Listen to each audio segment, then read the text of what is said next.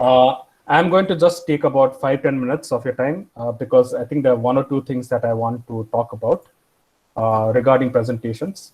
One of them is how to reference correctly in a presentation, because that is a big issue. You all actually need to learn how to do a correct form of referencing. So, oops. You all can see my screen, right? Yes, sir. It's visible, sir. Yes. Okay. So this is the presentation I gave in the demo presentation. I'm not going to go through it again. I'm going to mention one or two things that I think is important in presentation. First of all, do not have too much text on your screen, all right? And if you're putting a lot of text on your screen, make sure it's there for a reason.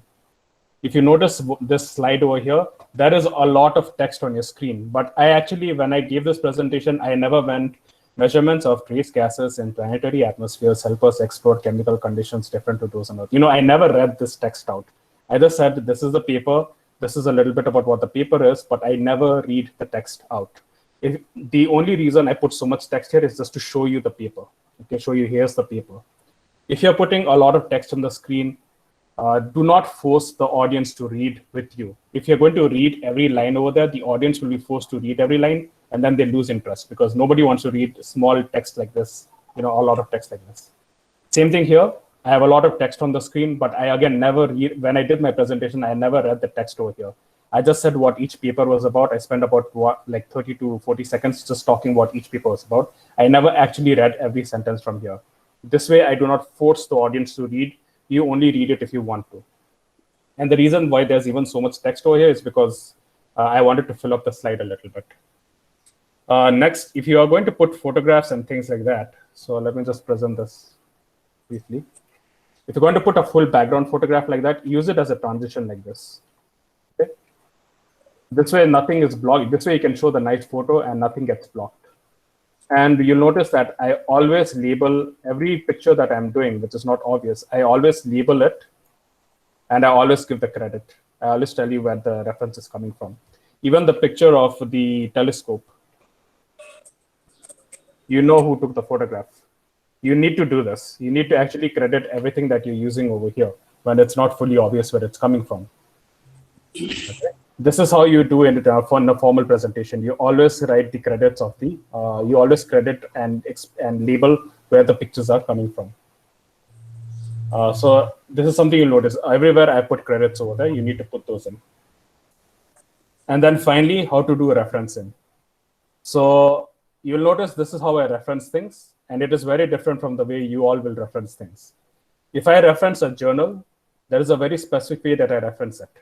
Here you can immediately see who the primary author is, what the name of the article is, where the article was published, which year it was published, and what pages in that journal you'll find it in. All right. For example, in the heat depth of the universe, the previous presentation, you guys went through an article, but you only gave an archive link for that article. You gave the website of the archive link, but I did not know the name of the article, who published it, what year it was published in. Archive also has that. All right. Yeah.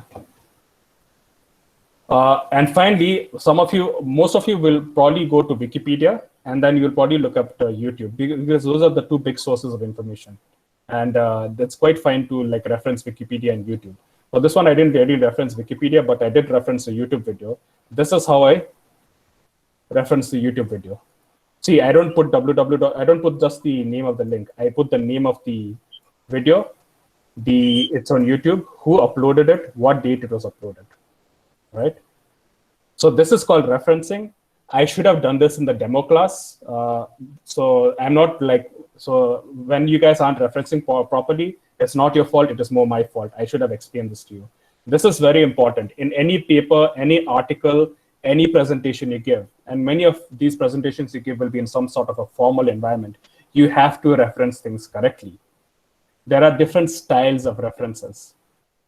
The most common used styles in physics is something called the APA style, which is the American Psychological Association style, and the MLAL style, which is the Modern Languages Association style, if I'm remembering correctly. There are also other styles. For example, this is neither the APA style, nor is this the MLA style. This is called the Chicago style. Why did I choose the Chicago style? I generally don't remember. I actually do not remember why I chose this style. It's just the way, I don't know. You want to stick to the APA style. That is the default style that most people will take, all right? So how do you write in the APA style? Well, you can always go online, and then there will be websites dedicated to teaching how to cite in a specific style. One of the best resources is from Purdue. Purdue has something called a Purdue Online Writing Lab. This is the one that I personally was using. And here it tells you exactly how to cite from everywhere. You're citing from an article, it'll tell you exactly how to do the citation. So if you're citing from an article, here you go, exactly how to cite it. If you're citing from some sort of, if you're citing from like a Wikipedia or something, they usually have an entire thing on how to cite properly from Wikipedia. Okay, in Wikipedia, you need to give the title of the article, the date of when the article was titled. You have to mention it's in Wikipedia, and you have to give a link. The thing is, the person looking at, if you just give a link, sometimes it's not clear what the link is leading to. If you cite it in a specific way, the person reading it will know it's from the Wikipedia website and it's on quantum mechanics. All right. So for example, let's have a look at the Ray-Chaudhuri equation, which I pulled up over here. If you want to cite this thing, if you want to cite the Wikipedia article for this, what you would go is over here, there is something called view history. Click on it. And then you click on the top page over here. See, you can notice here, the Wikipedia articles keep getting revised. Over time, material is added to the article and material is removed. So when you cite a Wikipedia article, you want to make sure that they're looking exactly at the article you looked at. 10 years later, the article might be completely different. So what you do is you go to the topmost version. This is the version that you're currently looking at. And then you click it. And then it changes the link slightly. And this will give you the exact version that you're citing. And then you want to put that version in your citation. You'll notice there's a little ID number over here. That is the exact version. Wikipedia will always keep a full reference of every change made on that page. So no information is lost. If you're citing from YouTube, so they have stuff over here as well. Here you go. This is exactly how to cite from YouTube. The name of the YouTube video, the fact that it's a video, who are the uploaders, when it was uploaded, and the link. So this is so here they tell you how to cite any sort of thing. If you have a book, a textbook, a normal book, a journal article, a blog article, website, everything's over here. If for some reason you're supposed to cite in the MLA style, which is the second most widely used style, same Purdue the Purdue lab also has one for the MLA style. It is all over here. All right. So you can always look at these styles, and then anytime you have some sort of a formal presentation, this is what you want to do. Now, here's the thing. While you can use all of this, it is kind of a pain to look up all of these citing, like to look up another website and figure out exactly how to cite. So if you ever want to cite like an article or something, the best thing you do is go to Scholar, go to Google Scholar. And then let's say you have some article on like,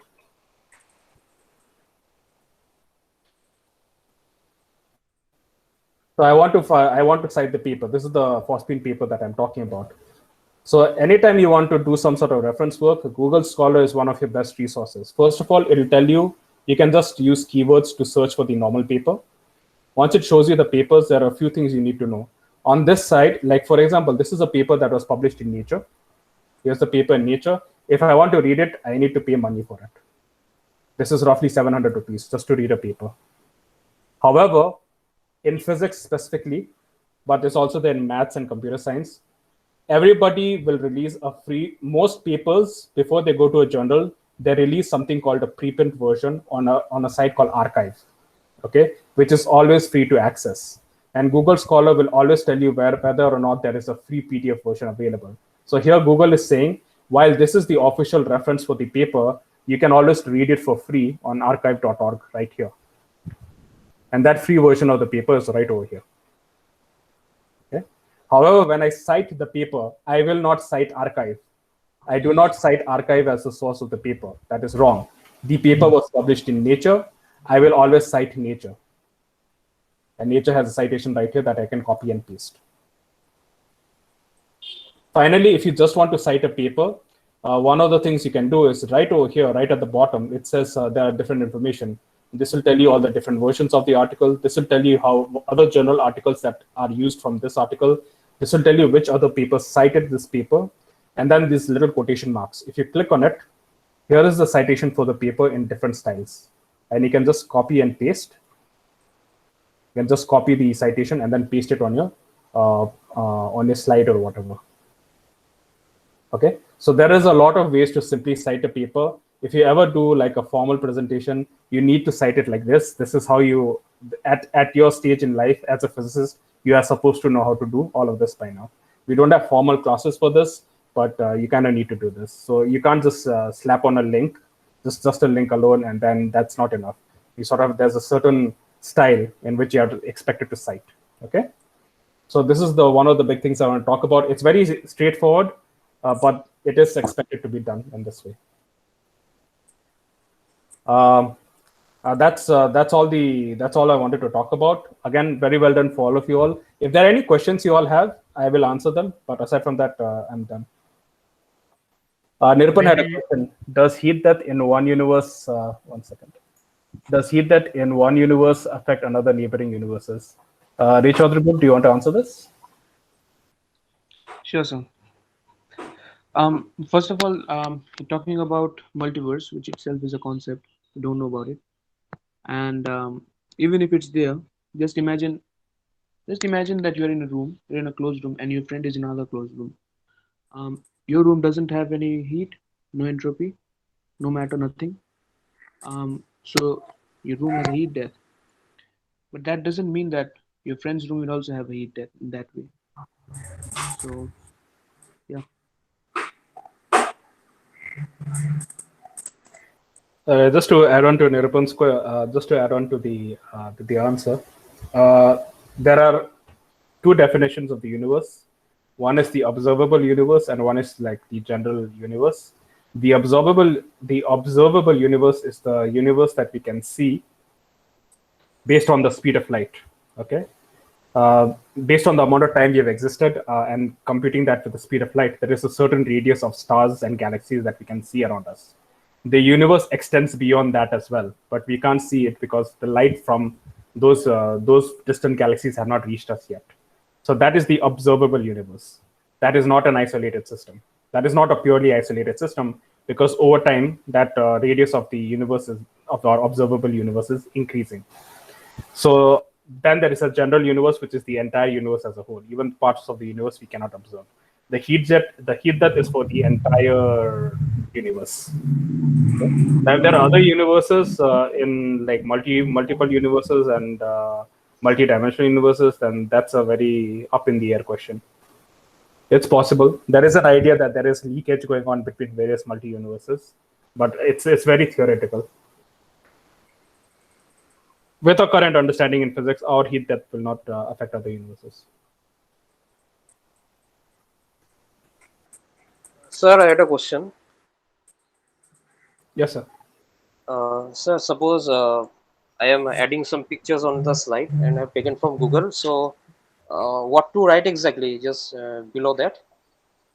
If you are doing like an image search, you'll have to go to the web. Yeah. So let's do an image search for. Let's just stick to Venus for now. So you're going on Venus. So let's just take the first image. It'll always tell you where the website is. So Nature. So you go to the website here, and you can see the website. Most websites, like decent websites, they will actually credit the person right here. So the credit here is the Institute of NASA. So you can take the picture and then you just put the actual credit over there. So if you look at, for example, here, for example, when I did this picture, I just put the credit over here. Okay.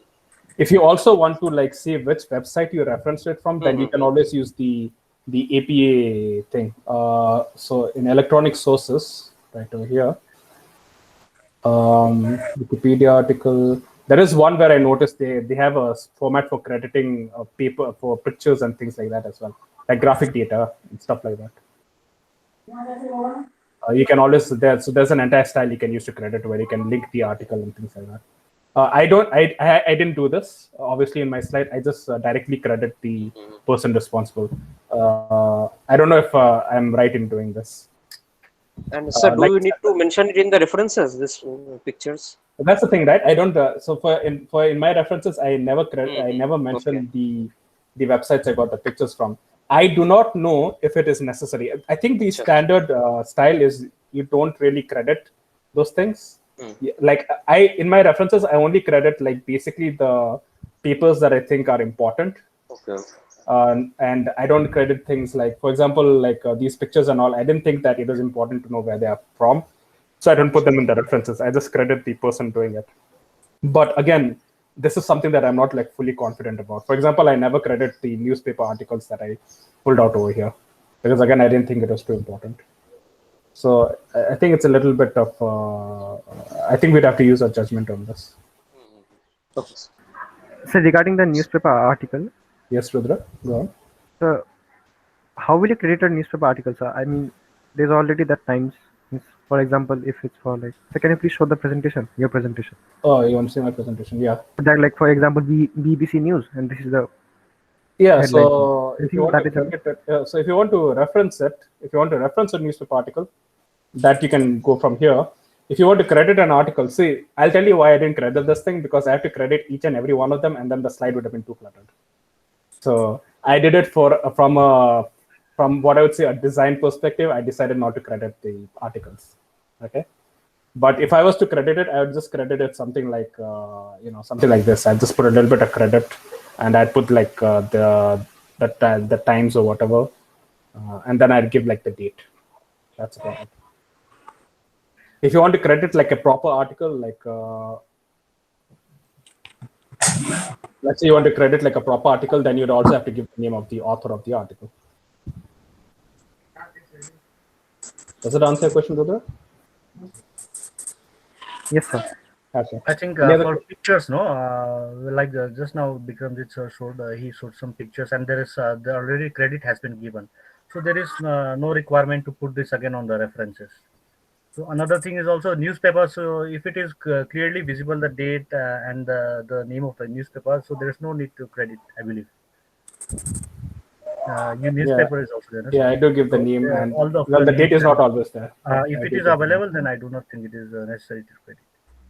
Yeah, one thing you'll notice that I was very careful making sure that you know which like where these source. headlines are coming from. Uh-huh. So these sources, that is something you want to do. This is it. This picture itself is giving us the idea about the source, no? So Right. So this is from BBC, this is from New York Times, etc., etc. That is one thing you should do. Always even if you're not crediting, always make sure that somehow you can try and sneak in the source, if possible. It's not always possible, but if possible, you can sneak in the source. Fundamentally, you don't want people to like think where is this person pulling this data from. Like if I show a graph, you immediately know where it's coming from. It's coming from this paper on Greaves that I, introduced over here. So you never want people to go, is this guy making up data, right? This is something that, see, when I went to America, this is one thing that I noticed. And the thing I noticed was people thought that people from India are very bad in like presenting things because they have a habit of never telling people where they get their data from. But in America and all, by default, they're always supposed to credit the sources. Here, we don't really do that much. We just say like, oh, Stephen Hawking said that the Vedas are very, very important. This is something that the science minister once said. For the record, Stephen Hawking never said that. He never credited the source, which is by a random Facebook page created by somebody else. That's where his source is. See, so sourcing is important because you want to know how valid the material that you are presenting is. So this is why people this is why people put so much effort on where is the material coming from, what is the reference to a certain source, because they want to check what the validity of that source is.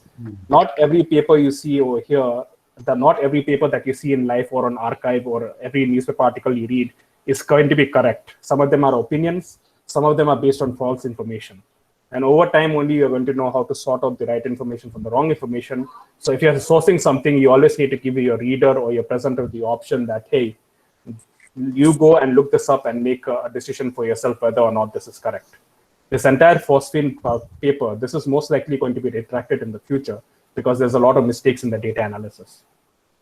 Okay, there's already a little caution symbol over here. There is actually a lot of problems in this paper, which is what the other papers were talking about.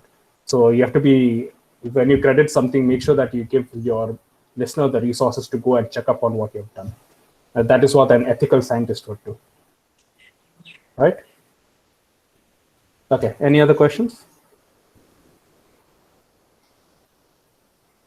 So thank you for your very wonderful elaborative presentation, and this reference, no, maybe sir you can send the link at least with this Purdue University. Even I was not aware of that, so it's very informative, Yes, I sir. believe.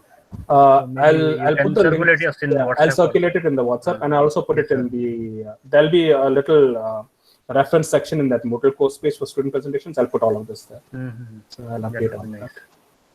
All right. Okay, sir. I'm done for my. So be there.